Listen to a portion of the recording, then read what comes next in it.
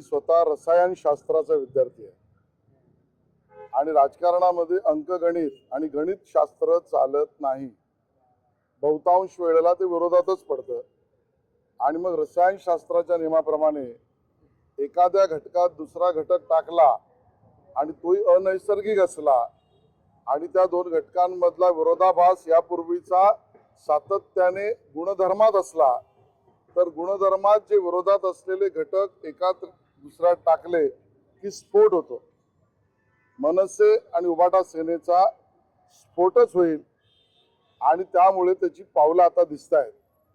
खरं तर त्यांच्या पक्षात पण बेबनाव आहे.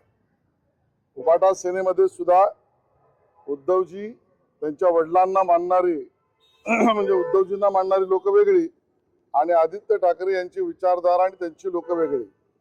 त्यामुळे आदित्य ठाकरे विरुद्ध उद्धव ठाकरेंना मानणारी लोक असाही संघर्ष उभाटा सेनेत आहे आणि मनसेमध्ये सुद्धा राज ठाकरेजींवर प्रेम करणारी लोक आणि अमित ठाकरे यांच्या जवळची असलेली लोक यांच्यातही फारकत दिसते आणि त्यामुळे तुकडे तुकडे गँग ही त्यांच्या पक्षात पण आहे.